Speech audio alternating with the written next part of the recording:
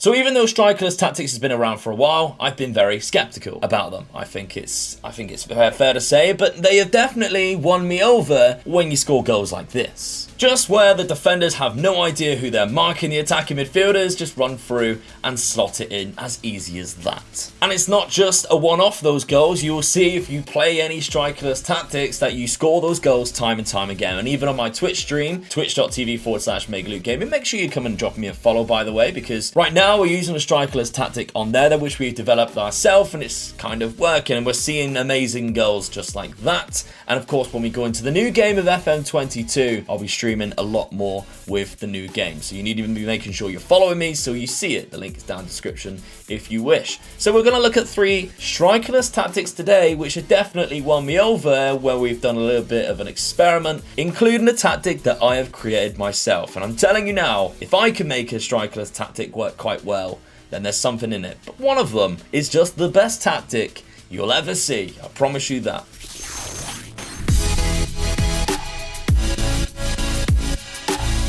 So the first one we're looking at is with this Lazio team, and we can see it's got 3 attacking midfielders here, which does have some individual instructions inserted in them as well. Of course, we're using players like Luis Alberto and Pedro, who are attacking midfielders, but we're using Immobile, who is normally a striker. We're dropping him into that role because I think when you have a strikerless tactic, things like off the ball work rate, everything like that is quite important. They're a good passer of the ball, of course. They're going to get a lot of assists. And when they break the defense down because the defense doesn't quite know what they're doing, they're finishing it off. He has great finishing composure. He has everything you need. And of course, physicals are very important in this game, and having a strikerless tactic is no different in that regard. We have deep line playmaker, just the one in midfield there. Milinkovic-Savic is an incredible midfielder who, to be honest, we could have played in the attacking midfielder role, and that's just overkill. But we have other people there, and we need a solid midfielder there. He is there. 2 wingers on the right-hand side. On the left-hand side, the inverted wing-back. When you're on attack, they sit in around about here, just in behind Milinkovic-Savic, both of them on each side there, which stops any counter-attacks. I've seen it happen. It works really well. The rest of the tactic is self-explanatory. We have a positive mentality, not a lot of instructions selected, and that's good. In transition, we can see here it's a Gegen press, slowing the pace down. Very rare you see that. Out of possession, much high line of engagement,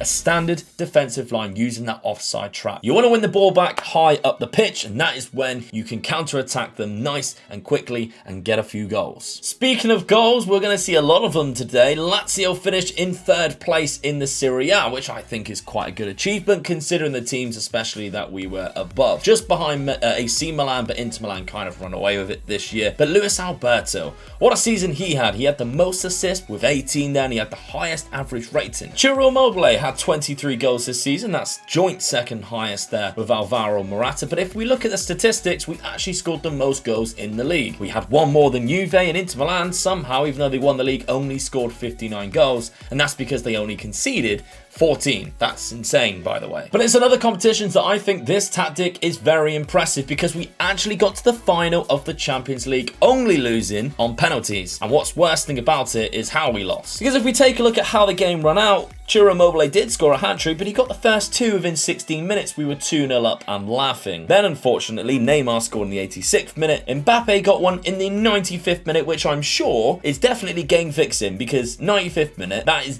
got to be the last kick of the game. We must have been absolutely devastated. Angel Di Maria scored in the 107th. We scored in the 109th, and then we lost on penalties. That's Lionel Messi's PSG, by the way, because we are using the update, so they have probably the best team in the world right now. But look at the run that we had to get to the final. Even our group stage, yes, Slavia Prague were expected to beat them, which we did, 5-0 in total across the 2 games, but we beat Bayern Munich in the first game 4-0. That's amazing. They probably have the best team on the game, as well as PSG. We beat PSG, we also faced them in the group, not alone in the final, we faced them in the group. But when we get to the knockout stages is where this gets very interesting. Because the first round knockout stage, we beat Manchester United 6-0 in the first leg. 6-0. That's my Manchester United team with Cristiano Ronaldo in it. We went and lost the second leg, but it doesn't matter. We had already won that tie after beating them 6-0. Barcelona in the quarterfinals. Another massive team. Yeah, they're not the best Barcelona team we've ever seen now, but we still managed to defeat them across 2 legs. Manchester City, arguably again another top team in the Champions League. I think we've actually faced all 4 of the best teams here.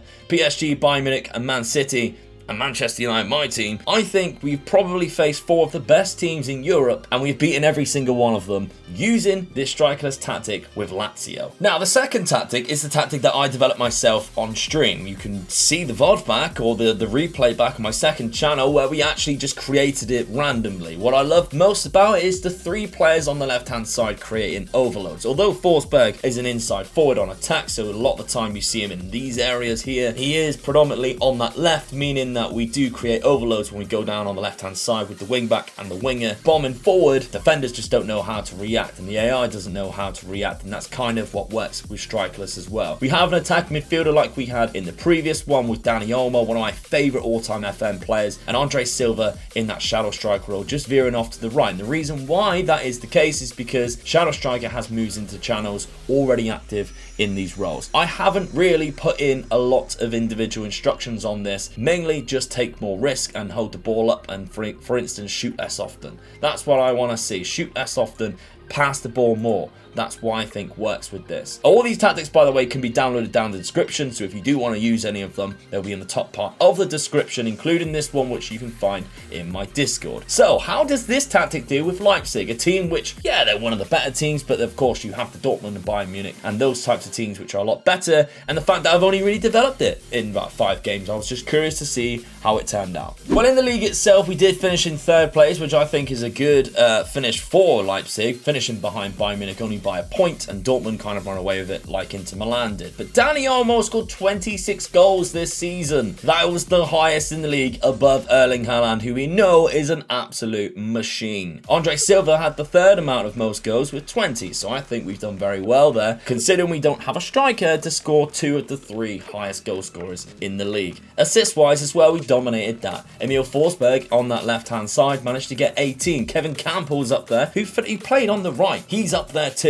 And that correlates to how well we've done this season, because we got to the quarterfinals of the Champions League and we got to the final of the DFB Pokal. Unfortunately, we lost to Borussia Mönchengladbach, which is a disappointing loss, I'll give you that, but we still managed to get to the final. But finally, this is the ultimate tactic I was telling you about, because well, I'm going to use it with Manchester United. We have the updates of Cristiano Ronaldo is here, as well as Sancho and Varane. Let's look at how important this is, because we have the 2 shadow strikers here, but the shape in the midfield will compact in that midfield. We use a defensive winger, which is quite surprising, and a winger on support on the right-hand side, the centre midfield on attack. And what I think really works with this is that centre midfield on attack joins these 3 here, and they just start combining passes until really it's defensiveless. The AI just doesn't know what to do with themselves. They can't mark anybody because the defence doesn't come out enough, and you just create so much space and so much forward runs, you just tend to score a lot of goals. The mentality is a positive mentality, and in possession, very little is selected. In transition, it is a gegenpress again, and out of position we are much higher line of engagement, standard defensive line using the offside trap. We're preventing the short goal kick distribution. Let's see how this does, because this is arguably the best tactic I have tried in the whole of FM21. So, starting off in the league, we won the league fairly easily, to be honest, by 5 points, being Manchester City there with only 82 points, and Liverpool 82 points as well. Bruno Fernandes, though, has had the season of a lifetime.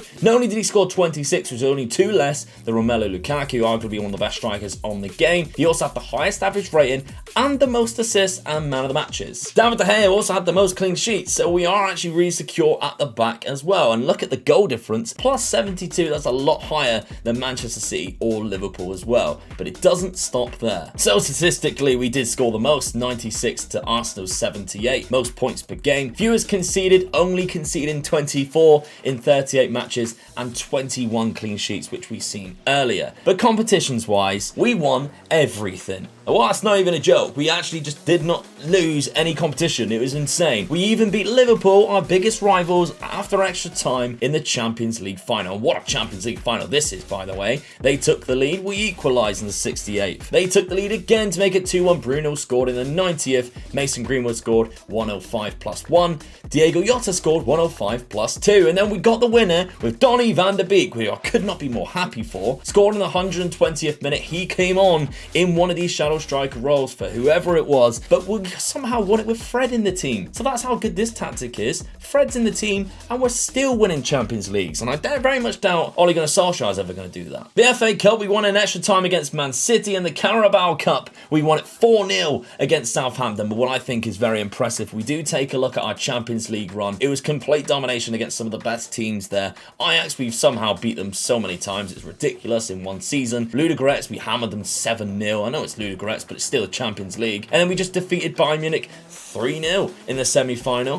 What an easy tie that is after we did lose 3-1. I mean, how Lokomotiv Moscow got through the first round knockout stage, I will never know. But still, they were there. We still beat them. We went on through. We faced Liverpool in the final. We won it. This tactic is insane. Again, all the links down in the description. Make sure you try them out. Maybe if you want to just change around a few things and try it for yourself. But honestly, Strikerless, you've won me over. And I'm going to do another video about Strikerless because I just think it's very an intriguing topic, and I cannot wait to see whether it works in FM22. But thank you very much for watching. Make sure you watch this video right here. I'm going to put it here, actually. We're going to watch this video right here, and I'll see you on the next one. Bye-bye.